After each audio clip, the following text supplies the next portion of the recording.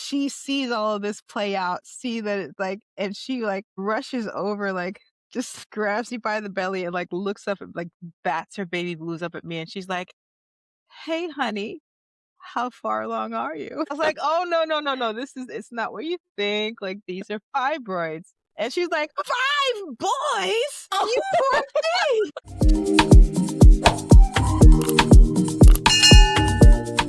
Welcome to Hold My Purse. I'm Ro, and this is a space where we talk about healing, boundaries, self trust, and what it actually looks like to stop leaving yourself behind. There's no filters, no performance, just real conversations between women who are figuring it all out together.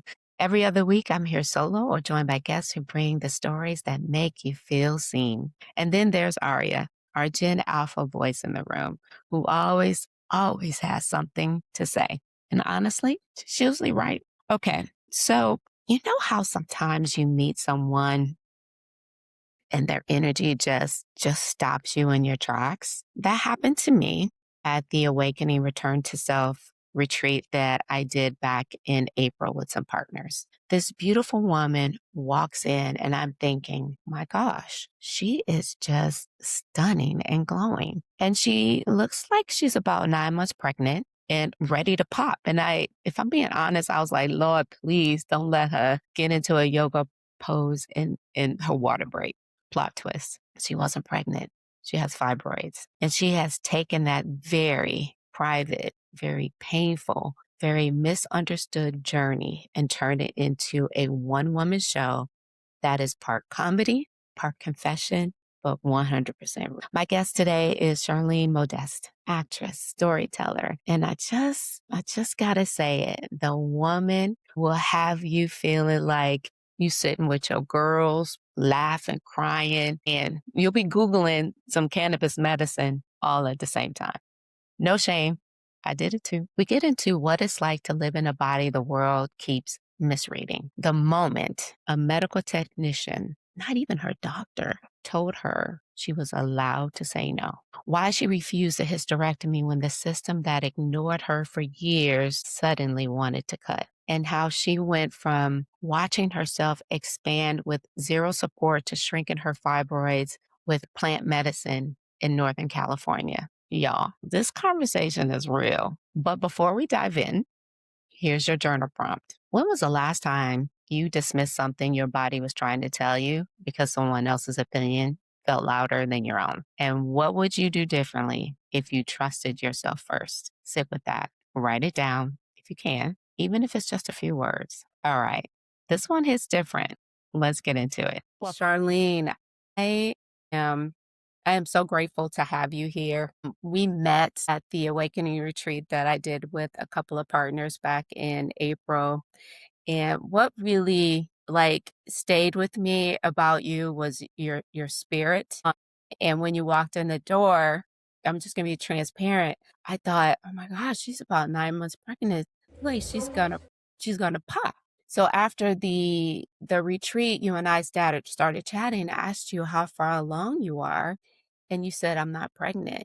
And I remember just looking at you and putting my hands like on your stomach and said, oh my God, you have fibroids. And I really appreciated in that moment how you opened up about fibroids and, kind of what women experience with it. And just so the audience knows, fibroids are non-cancerous growths and they can develop in or around the uterus. And for some women, they can cause pain, heavy bleeding, bloating, pressure, fertility concerns, and major, major changes in the body. Before we get into your one woman show, she's about to pop. I want to start with you, the woman living this story. How are you feeling in your body, in your heart right now? Thank you for the question. How am I feeling in my body and my heart? I'm feeling great. I feel like I'm living the life I was put here to live. So in that regard, it's great. It is challenging. Love that. I love that. So, when did you realize that something was changing in your body and that it was something you couldn't ignore anymore? Like, what were your signs and signals? It was the heavy bleeding and Mm, like the debilitating menstrual cycles. No one really knows what another person's cycle is. Like, we know we all have one, but we don't know what that is, how we experience it individually. So the sentiment is, well, this is what comes with being a woman. Like, just handle it. Like, be prepared. Like, have your supplies. Mhm. And And your Motrin, right? I just knock yourself out in ibuprofen. Mhm. But it was more extreme, like, I couldn't keep meals down, I couldn't keep food down, I would have to like, I remember my mom like, I was young, I was young, Gosh. Mhm. and at first you think it's like, "Oh, do you have a cold? Is it a fever? Is it like, what is it?" Mm. And it's like, "Oh, every time I'm on my cycle, like, this is what happens," and Wow. that wasn't happening to everybody else, like, people may complain about cramps and pain and, "Oh, I'm bloated and this," but, like, they weren't getting flattened like I was. Mm. So that caused a visit to the doctor. That's immediate. A mass is a common occurrence? Fibroids are common.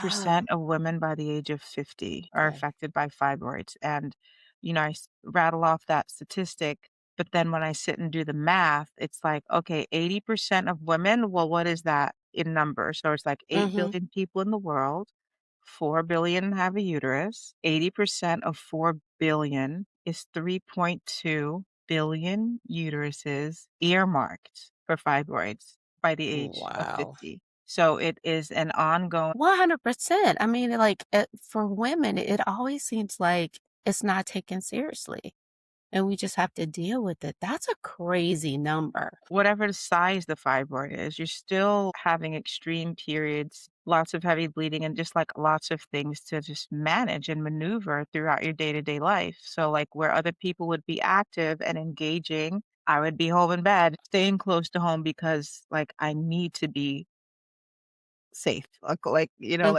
not going to have any leaking accidents in public. So, those days you stay home, and then you notice, like, oh, that's at least 1 or 2 days every single month where I have to be indoors. Were you Um, able to track what those days were? Or in the begin it's like always like Mhm. the beginning days, like heavy flow days. Mhm. It's about at least a day, day and a half, 2-ish days of that where it's like you have to be home. Yeah. Gosh. And so over the course of a lifetime, that adds up to like, at least 1.5 or 2 years Mhm. of just 10, 14 days, from start to Wow. finish. And so you don't know that that's not normal until you start talking to other women. Mhm. And I was like, 3 days? You're Oh like, "What my the gosh. heck? That's not my journey." That's crazy to me. Yeah. So, as the fibroids grew and your body kinda changed, what was that like emotionally? Especially when people made assumptions about pregnancy like I did or Yeah. commented on your body. I mean, I'll be honest with you, I was, like, mortified when you said, "I'm not pregnant." I was like and even one of my partner, she said the day was beautiful, except when I asked her how far along she was, and she said, "I'm not pregnant." She said I was mortified. I was like, "Me too." But talk to me what that's like emotionally for you. Yeah, so I think it's important to know, like, I've had a myomectomy before. Ooh, So what is a I've had myomectomy? Talk to me about that. a myomectomy is a surgical removal of uterine fibroids. So, Okay. like, way back when they were first discovered, back Mhm. in the 1900s, we did the course, like, watch and wait. We don't know if they're aggressive or not. And then it's like, "Oh, yeah, well, they are aggressive, so, like, if you wanna preserve fertility, we recommend you have fibroids." Well, what do you mean I have What? fibroids? Well, they can't really remove, well, since they don't know what causes them in the first place, and there might be some residual cells left over from the surgery, they'll just stay there and mutate and multiply and do the whole thing again. So I was faced with making another decision, like, Mhm. let's do another myomectomy. And it's like, okay, let's do that. And then while we're preparing, I lost the job, the insurance, the Oh. option of surgical intervention, and the laws were different. Like, this is pre-Affordable Care Act. Mhm. So there was no, "Let's get the surgery done." It was like, "Oh, you can't pay for it? Well, we can't perform the surgery." Like, Our system So sucks, I swear. that This moved me country. into alternative remedies just out of necessity. And I Mhm. was trying everything that I could think of, watching myself get larger and larger and larger. And when people in the beginning, like when I first started to show, that was heartbreaking. Also, like, I'm an actor, right? Like, I'm an actress. It's a competitive field. Like, you have to be a certain way for the type that you're being marketed as. And a pregnant belly does not make me competitive Right. for that market. So it was pretty devastating. Like, I had to just navigate around that, which meant navigating out of show business altogether. Mhm, mhm, By the time our paths crossed, I had already, come to peace with it. Like, mhm, that I'm on this road. I found an alternative remedy that is working for me when I have access to it. And now, like, that's my job is, like, getting my life situated so that I can accumulate mhm. the amount of medicine that I need and then be able to administer and go through, like, have my, like, healing time, which our society doesn't really allow for. It's always Mhm, go, go, go. There's no recovery time. And if you say you're sick, well, you just get rolled over. There's no tendency to stop for care or allow for care. mhm. It's like, what's the next thing, So, it's just been a lot, and so Oh, when I have these interactions where people usually it's just like someone wants to compliment me. They think I'm carrying well, like, I've that got was really good me. posture, like, they kinda wonder, like, "What's her life like?" Like, Uh, what's but the rest of the story? So they just wanna share in it, and then it's like, "Oh my god, like, you're not pregnant?" And so then they've gotta, like, reel all of that back, and they don't know how I take it. Like, I'm not offended. Like, I know what I mhm. look like. I know what I present as. And it was usually a compliment that they were trying to give me. So it's nothing to get upset about. But I do understand, and I very well see on a regular basis how people just wish to the stars that the earth would open up and swallow them in that moment. Just like Can I I can I just say that was me? Like, my jaw hit the floor. I was like, "How could you not?" And Like then I get it's like, well, they always say you should never assume, but I thought for sure I was safe with you. exactly, and that's what I thought. So, let me ask you a question because I remember when we chatted, you were talking about alternative medicine. What has some of that been? Like, what have you tried? I will eventually land on where I am now, Mhm, but it started as like, well, let's clean up the diet. So like there's a lot mhm, of fasting, juice fasting, water fasting, and then moved into like traditional Chinese medicine, mhm. acupuncture, homeopathy, like just cranial sacral massage. Oh You know, gosh, what is that? It's it's the cranial with the head Okay, and then uh-huh. sacral around your Ah, abdomen that's some and Chinese stuff, right?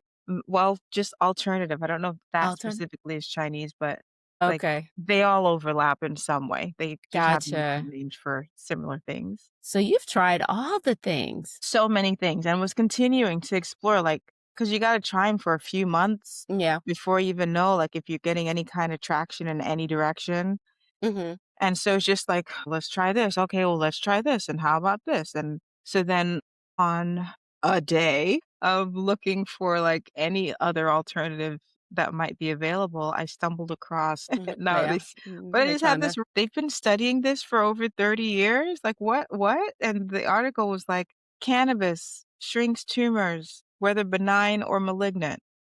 And I was mm, like, "Is that true?" And then really couldn't just went down a rabbit hole and just mhm, started to find any piece of information and stumbled upon other people that were saying, "Cannabis did this for me," and, like, mhm, it cleared it up, or I had skin cancer and I put, like, this cannabis oil directly on the lesion and it fell off in a few days and just these are just testimonials from people. okay. There's a whole other podcast that's just about cannabis medicine, like Cannabis Health Radio. I'm giving them a shameless plug on your thing, so we can cut that Shout into the out to them. I need to check them out. yeah, and they just have every episode is of a different cannabis patient somewhere in the world Mhm. saying how they're like, I mean, we're talking Crohn's disease, Mhm. childhood seizures, just a range of conditions. And these are so, like, yeah, there's a lot to hear and Mhm. learn from the patients directly. Yeah. And so I was listening to that. I was like, well, okay, well, these people are saying things like, let me see if it'll work for me. Cause like when you read something on the internet, as far as I'm concerned, it's a rumor Yep. until Just I, verified, right? so I was like, all right, well, this is worth looking into. So I took myself to Northern California, like literally just plopped myself in the middle of Northern California on a friend's couch Mhm. and started to make friends and got myself involved with some local growers, farmers, and had access to I mean, I'm from New York, so we're talking stop and frisk time, and Mhm. if you had so much as, like, a little bit of a bud or a roach in your pocket, like, that's enough to get thrown in the slammer kinda Yep. thing. I went Mhm. from that environment to it's growing in this one's backyard, that one's got some growing in their California's garage. so free. Just I mean, it was just Yeah. everywhere, like, I mean, I'm seeing, like I couldn't see this much, all of a sudden, I'm seeing, like, pounds of it everywhere, so I just Right. had all this access, and because it was so unrestricted, because it was like a plant that's just being treated like a plant, Yeah. I that's what I've stumbled across, and I mean, it took, like this was, like, a couple of years, like, I didn't just like, "Oh, look, haha, now I'm in Northern Mhm. California and la la," like, it was I had to find the people and the opportunities, and when word got around town that I was there, what Mhm. I was doing, Okay. there's a point in the growth cycle of the plant where if something like if the plant is really stressed out, it'll okay, how do I explain this? Female plants are the ones that, like, get the biggest buds and have no seed. So those are the ones that they want for market. Okay. And if you stress the plant out enough in a particular way, the female plants will turn into a hermaphrodite. So they, like last ditch effort to stay alive. I'm so stressed out. Mhm. I'm not getting pollinated, but I will pollinate myself. So like it turns into Feel like like we already like that as humans with yeah, yeah. females. They set of balls You and gotta make it work. We gotta figure it out. so when that happens, the crop is no longer good for market, Mhm. and the farmer would have to, like, discard all of that. And so when it doesn't happen all the time, it's a rare occasion, Mhm. but on the rare occasion that that did happen, get a call from a farmer and say, "Hey, I've got all these plants that I gotta get rid of. Do you want them?" And then I have Okay. someone delivering a large bag of tender-leaved plants that I could juice. You had a supply. Oh, like, it was great, like and it was just really lovely just to be a part of Mhm. I mean, just to see how people can and do come together Yeah. when the opportunities present themselves, and so I was getting things from people that would have otherwise ended up in the trash or in a dumpster. That was my medicine supply, Uh, you know?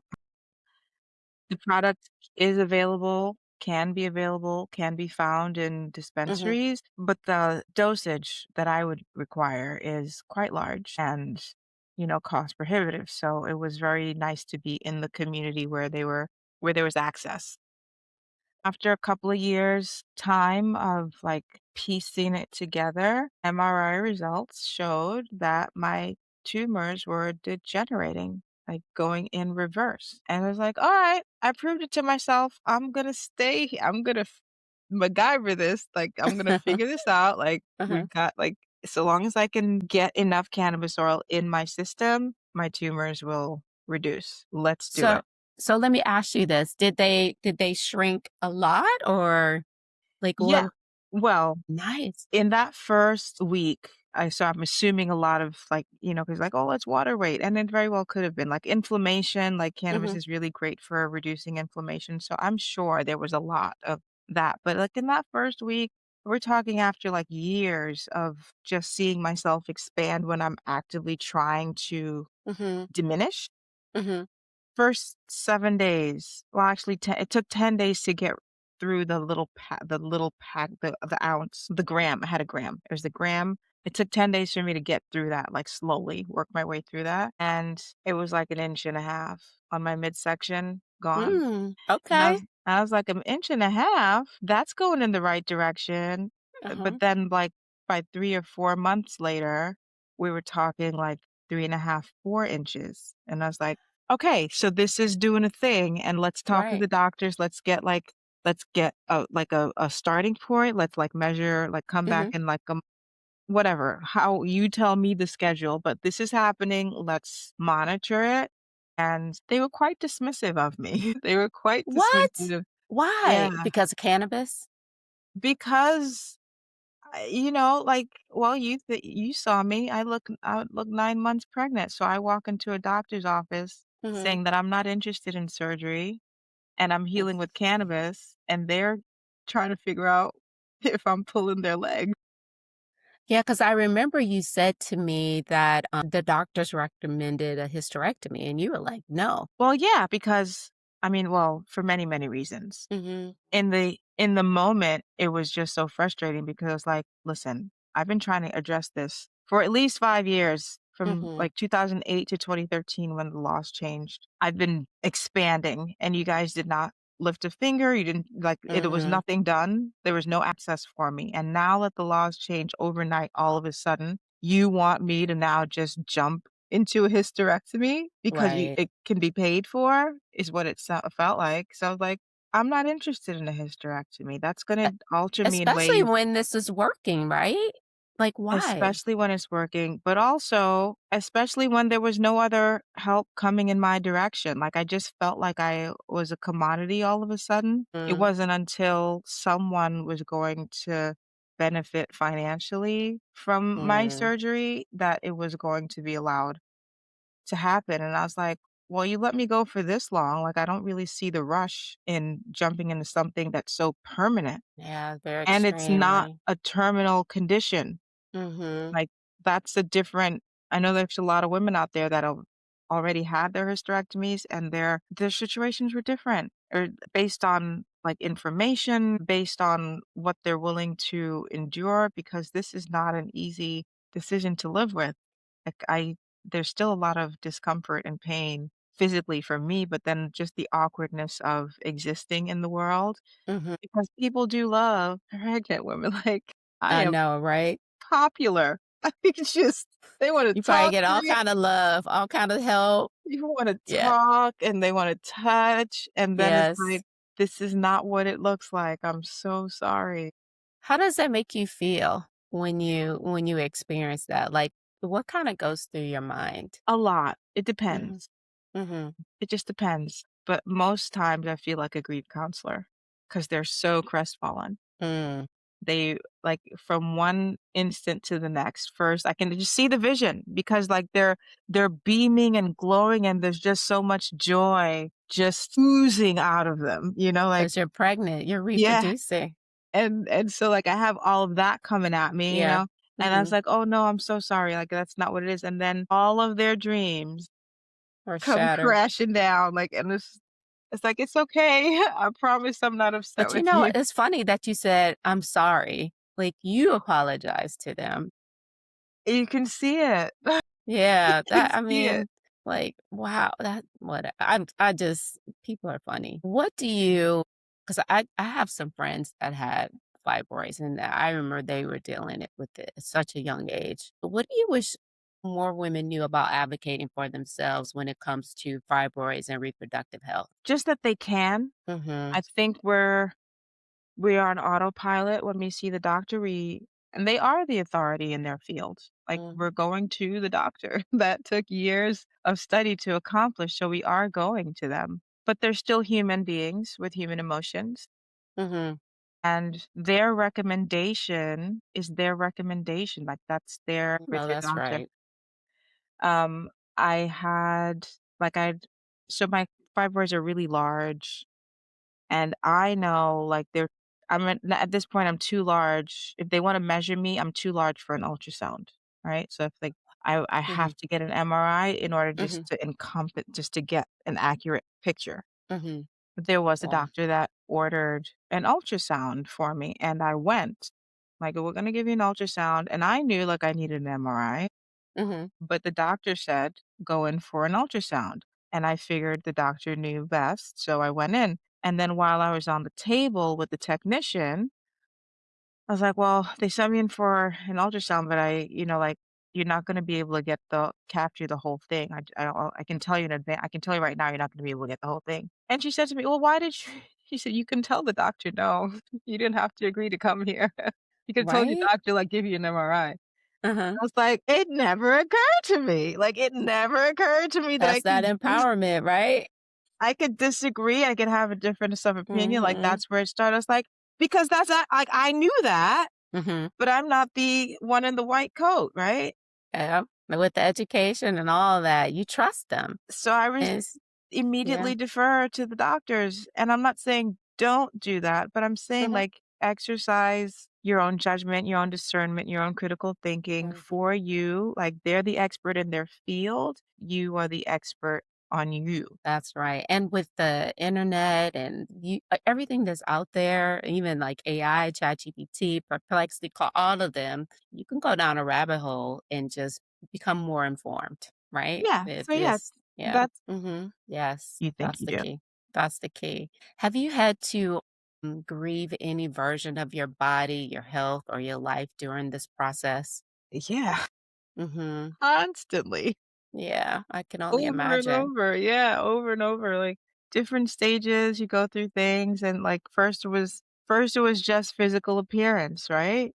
Mm-hmm. In the middle of having all of the, like, physical ailments, it's one thing when it's if you look what is the word? It's not normal, but for lack of a better word, right? If you look normal, regular, like, it's not a it's not a condition that you can tell from the outside if you're a certain size. Like, if your fibroids are, like, Yeah. walnut size, apple orange size, no one's gonna know. Mm-hmm. But you still have the discomfort for days that Mhm, I'm mhm. not a girl anymore. Like that kind of stuff, like, Uh, yeah, I see what you're it's saying. it's like Yeah, even, like, going out, there's a certain amount of interact like, a certain way people interact with you, what women and men, like, everybody, like, if you're single, there's one way, and if you're single and fit, there's another way, and if you're single and pregnant, that's an like, sometimes I'm at the car wash, right? I'm by myself, and I've gotta, like, I like to vacuum it myself, like, the car wash will do the thing, but, like, I like to go mhm, and I and see people, like, looking at me like, "Oh my god," like, whatever's going like, "Doesn't she have a man to do that for?" Like, that right? kind of stuff, Oh, so, you like know the stories, right? Where her man at? Why he ain't doing that for her? just all you so you just see the stories play out on their Yes. face, like Mhm, meeting friends in public, like, I haven't been out to a bar in a while, but, mhm, like, I mean, years, but, like, when I was meeting friends in bars, walking in this pregnant with like, "What's she doing here?" And "What is she mhm. gonna drink?" Like, that kinda stuff, and it's Yes. just people being people, but also knowing that, like, I know I'm not what you think I am, like, I know you're Mhm. jumping to conclusions. I can't really blame you. I Right. can't fault you for that. However, that whatever you're thinking doesn't isn't what's happening here. And just having to maneuver that, like Mhm. and then Yeah. people assuming that, "Oh, well," I and like bet you this. people are, like, judging. And there was, someone later on in the evening like, didn't think it's I was in New York, so, like, we're all, like, Mhm, going home, and, like, there's one person that has a car, so everyone's just, like, getting mhm. dropped off. And the driver of this car decided that I didn't know where I lived. Like, I didn't know what my address was. Like, I was like, "Turn here." Like, "You need to turn here." And it's like, didn't think I knew how to get myself home because he saw me smoking a joint earlier in the evening. Bless his heart. So it comes in many forms, like, you just never know, like, it's an adventure, like, I have no idea You look, low how the key, you probably got blowback a is lot go you got a there's lot of stories, I bet. all What's kinds of what's blowback. tell me one of the funniest stories, and then I wanna get into your show. Tell me what's Yes. been, like, the most funny to you. Well, okay, so this actually is in the show, it's a moment in the show where I explain this one, but, I was in This is when I was in Northern California, NorCal, shout out, y'all. Mhm. And just introducing myself to the community. And there was a barbecue and burgers, beer, bud, like it's all in. Mhm. And they're so open. Burgers, beer, and butt. I love it. No one questioned anything, like they didn't think, no one gave me any looks. I didn't get any weird Mhm. energy. So I was like, okay, well, maybe someone let the word out before I got here. Cool. Mhm. And so then we're leaving, and someone says across the room, was like, "Hey, Charlene, you want a beer for the road?" And I'm like, "I'm not driving, sure." They toss a bottle of beer comes flying across the room. I catch it, hold it out to my friend. And like it was just like coordinated flamboyance, right? So like everybody's watching. And the hostess, she sees all of this play out, see that it's like, and she like rushes over, like just grabs me by the belly and like looks up and like bats her baby blues up at me. And she's like, "Hey, honey, how far along are you?" Like, "Yo, sister, like, slow your roll." And I was like, "Oh, no, no, no, no, it's not what you think, like, these are Mhm. fibroids." And she's like, "5 boys? Oh, You poor thing." how high was she? Well, she just misheard, but it's just like, you just never know, like, what people Yeah. are hearing, what they're thinking, Right. That but is a funny story. that's a standout moment, and it's that absurd. It's that absurd at just any time, like, I gotta be ready for it. That is hilarious. So I do definitely want to talk about your show because I'm curious, at what point did you realize this private health journey that you're on needed to become public and on a stage? What did that look like? Okay, so when I was in New York and, like, going down my rabbit hole of, Mhm. like, "Is this an option?" Mhm. I was like, "It would be so cool if it is," Mhm. because the word I'd learned was apoptosis. I didn't know what that was before. Ooh, what is And that? apoptosis is, I wish I could say it succinctly, but it's when the mutated cell, Mhm. the cells that are not dying and forming the mass, Mhm. they stop having a regular life cycle. Like instead of dying and leaving the body as waste, they linger and form themselves into tumors. Mhm. Apoptosis is when those mutated cells kill myself and leave. So it's self-suicide. Oh Like, gosh. but only the mutated cells, not the healthy Okay. cells. Just the Yeah, mutated, yeah. the ones that you want to go, Uh-huh. they come to the realization that I have overstayed my welcome, I don't belong here. extended my stay. Mhm. I will now show myself out. And the cell commits suicide and leaves. And I was like, "You mean there's a process?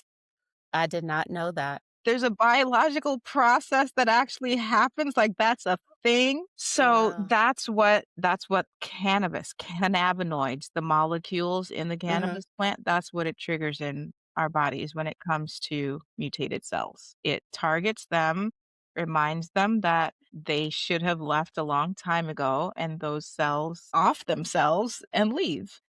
So when I saw that and I was like, Mhm. if that's true, because again, I'm holding all of this as a rumor. Yeah, yeah. Said if that's true, people need to know about this because just about everybody I know of a certain like all my friends' friends, somebody's got fibroids or is dealing with some kind of a uterine condition. And if Mhm. it's something as simple as plant medicine that's non-invasive, Hmm. yeah, people need to know about that. So I was thinking the initial thought was documentary, which Mm. I'm still thinking Oh, I of. love that idea. And in order to get properly funded for a documentary, like people kind of have to know, Mhm. they have to trust you enough to, trust you with their investment. Mhm. So all of these years as I'm going through things, I was like, well, documentaries take a long time. I'm still like struggling with like access and how often, how regular I can medicate. So like it'll come eventually. Mhm. Then it's all the interactions that I'm having with people. It's like I'm living in my own sitcom. Like, and I like this. No one's gonna believe. Like, what? Right. Like, what a life. So it's like, yeah, this is some kind of a show. Like, so, like, kind of it's just been in my mind, and when it came to write the show, you gotta face yourself, Mhm. in many, many ways, unexpected ways. I found myself getting retroactively angry at people Mm. that I'd get, like, Okay. just because of the interaction and how things went down, just, like, I was so stressed out at the time, I didn't really but I had to recall things to write the show, and I was like, "Ah, that's what you meant by so, like, then I've gotta, like, deal with that heartache and grief. It's like, "Okay, I can't write right now. I just need to, like, Okay. let this sit for a little while. I'm just gonna, like, let it percolate." And Mhm. then, a few months, a year, a couple like, however time goes by, then I'll write a little more, come across something else that I have to contend with, and then it's like, "Okay, that's enough." Like, That's an because I'm interesting process though, like, you had all this, like, pain and vulnerability, and based on the story you just told, it sounds like the show is, like, humor and playfulness. That's quite a difference. had to get there. So I had to get there because, Yeah. like, I'm like, when I go to the theater, like, so I came up in the theater, like, Mhm. that's my playground, that's where I learned how to walk the board, so to speak, like, be a Mhm.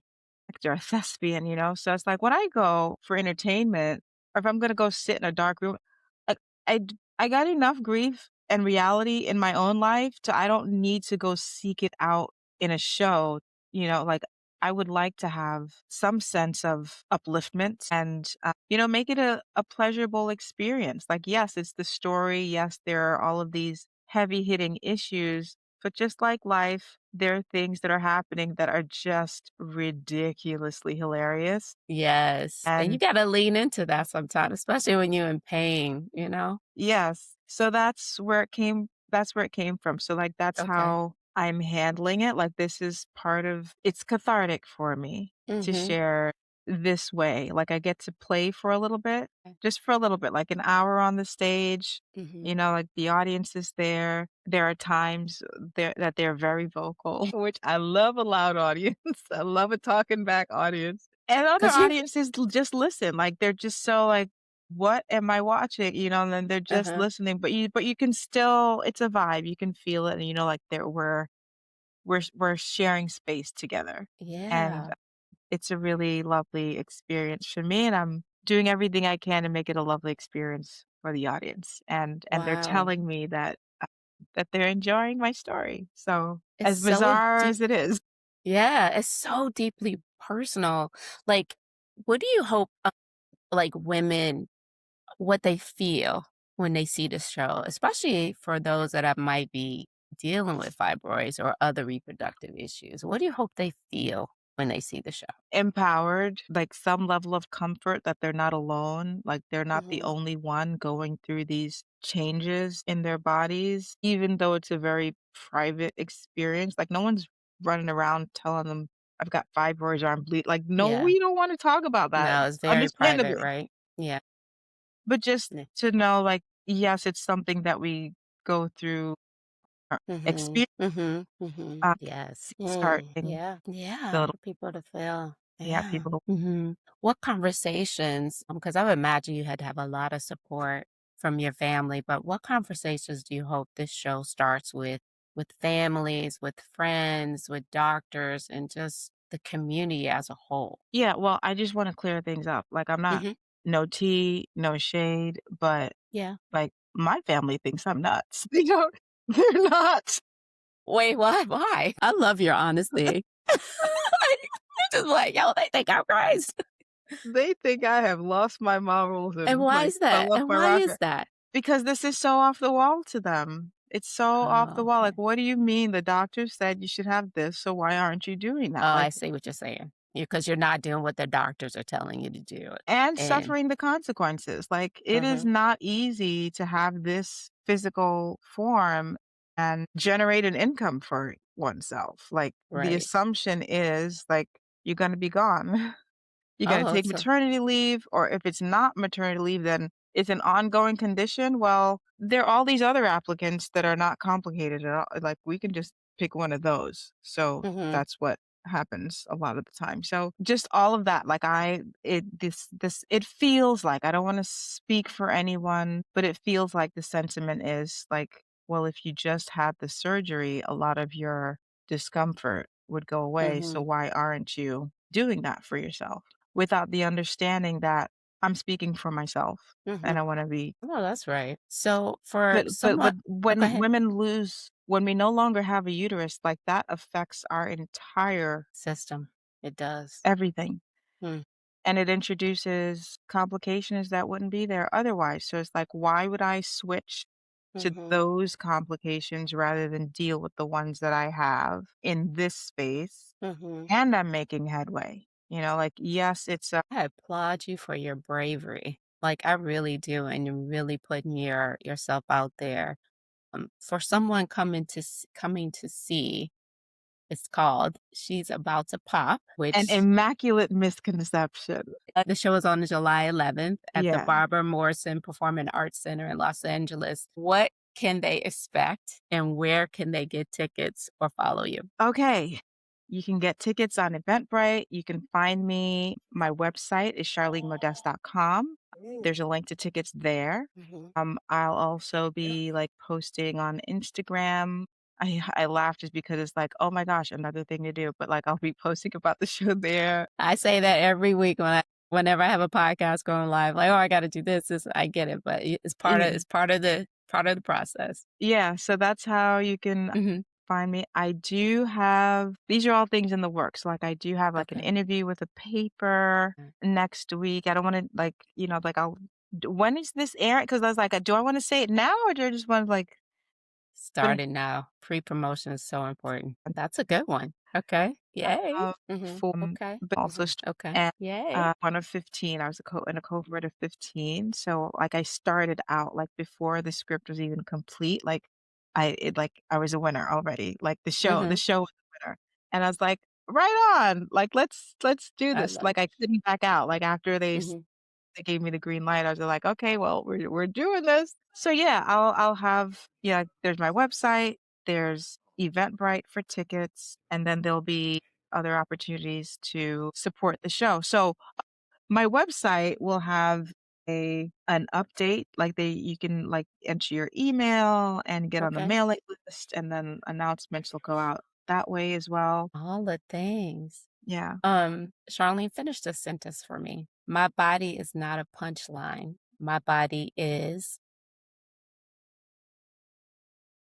My body is not a punchline. My body is a temple. oof, yes, queen.